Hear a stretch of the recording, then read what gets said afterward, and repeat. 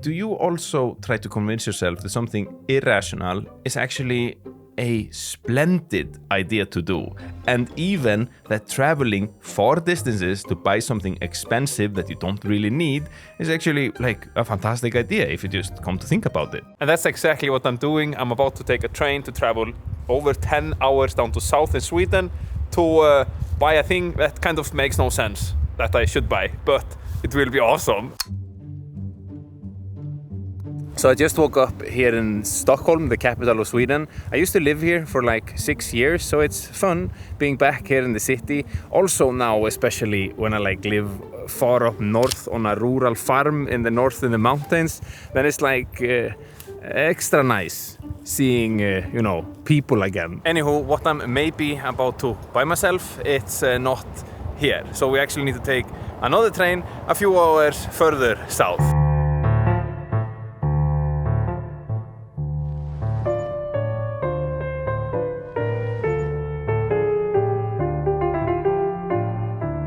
So I always think it's a little bit funny to like observe my own thought process, especially when I'm like trying to convince myself that an irrational thing is probably like a good thing to do.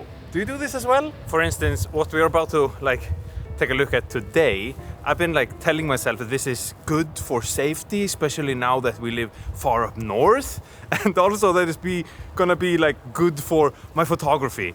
And it doesn't really make sense. I mean, it could be argument for it, but once you see what it is, then you also be like, come on man, you just really want that, don't you?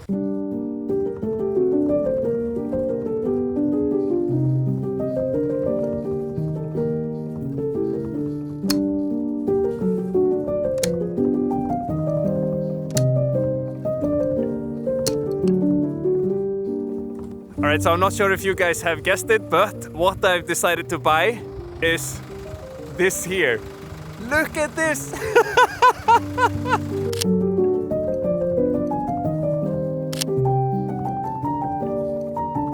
Alright, so I have a long way to drive home, and it's snowing where I live, but not south here. Let's take a few photos, and then hopefully in the snowy conditions too, okay?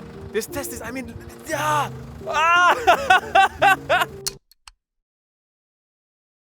Alright, so I made it back home, and it's actually been a few days. The drive up here was absolutely brutal.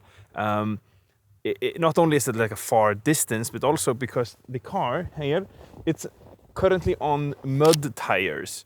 And the further up in Sweden I was coming, the like more frozen and everything was getting, until it looked like this.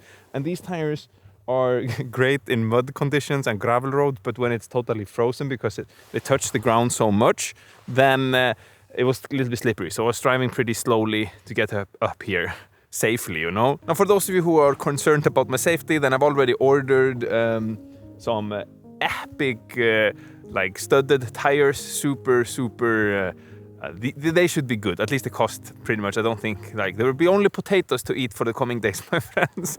Now the reason I bought this car, or like at least what I'm telling myself, is that we recently moved up here, up to northern Sweden, and there's a lot of snow during winter. And this is just the beginning of winter season, and the locals here think this snow here, nothing. This is not even started. This is like, they don't even consider this to be snow. But I wanted a car that had a lot of like ground clearance, especially the fact like my wife, she's a proper inner city woman from Sweden. She's 35 years old and she just got her driver's license. I know, for me as an Icelander, absolutely crazy. And I know for my American friends watching, you probably be like, what? She's 35, she couldn't drive. Yeah, I know. It's just like Scandinavians, big cities, they're so like the public transportation is just so good that you don't really need it there. Because of that, I started to look at like bigger cars that would just be like safe to drive. But you know, then when I started to look at them, I started to see, you know, some cheaper alternatives, and then I found this one.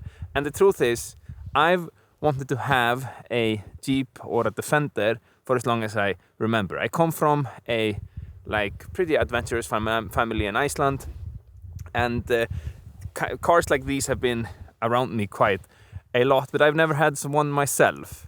And the color of this is just absolutely crazy.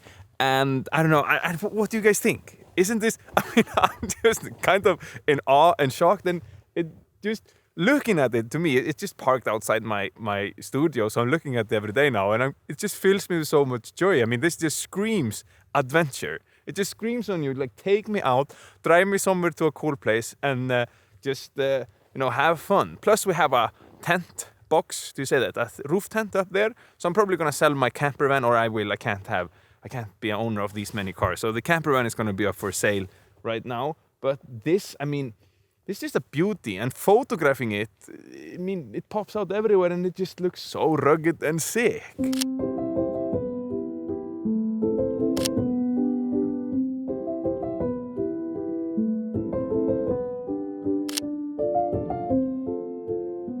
In Iceland, we have a saying that your manhood, In Iceland, we have a saying that your manhood is measured in how big your tires are. And a part of my rationalization, do you say it? Rationalization, me trying to be rational in buying this monster right here, was that I was telling myself, on top of this being like a good vehicle to have access to when you live rural and up north, Scandinavia, that it would be also a content creation machine. And I think that I'm still telling myself that's gonna be it's for work, Now I know I will probably get at least a few comments on this video being like, okay, Mr. Icelandic guy, you're really making that YouTube moolah right now, and that is kind of true. I mean, I'm doing pretty good for myself, and I'm incredibly grateful. I mean, this has been so much work for that. But the truth is, I do not come from a rich family or anything like that. I come from a single mom's household, and the first job I got was at 13 years old. I did not go to school. Everything that I learned, I just taught myself. I've been self-employed my entire life, and I think when it comes to myself, now, it's hard sometimes when you're complimenting yourself, but I feel like I'm really good at delayed gratification. And when my friends were partying and all that stuff, where most people do at the 20s, I was basically just working at trying to get something off the ground.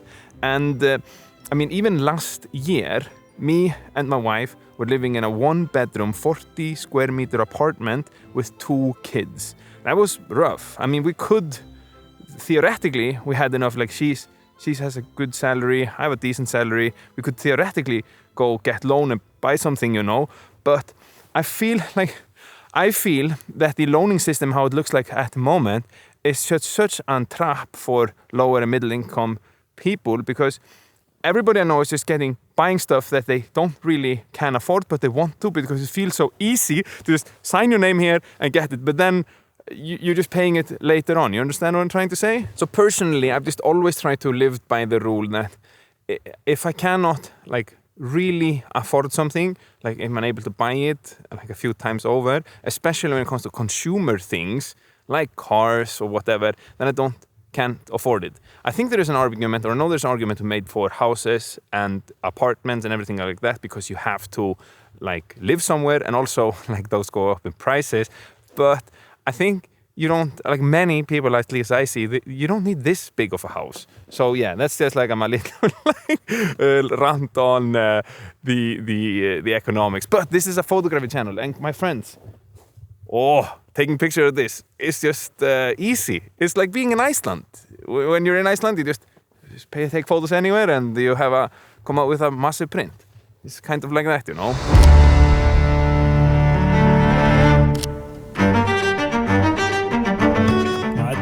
Bring with me the 70 to 200. So let's see how this, looks on very compressed, okay?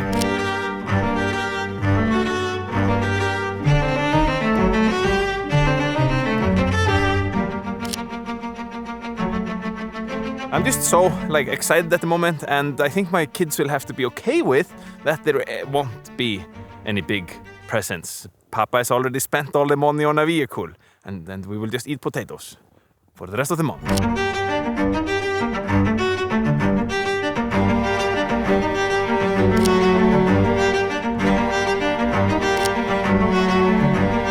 By the way, if you you want to get my black and white preset for absolutely free, it's what I've used to edit these black and white photos and basically all black and white photos that I do, then all you have to do is just to sign up to my free weekly newsletter, the Sunday Print. So basically every week I send out these short tips on how to become a better photographer, some editing secrets, and basically just things that I learned, plus gear talk and all that stuff. It just takes like 5 minutes to read and there's no strings attached. You can unsubscribe anytime that you want. You can find it in the description, plus you get my presets packs for absolutely free too. Now I just also want to say that I'm incredibly grateful for you who's like clicking my videos, watching my silly like things that I'm doing, and smacking the like button, of course, smacking the like button, then I'm extra happy with you. And the comments and all that. I mean, it really is a privilege that I find myself in to have all of you guys who care and are watching. And I'm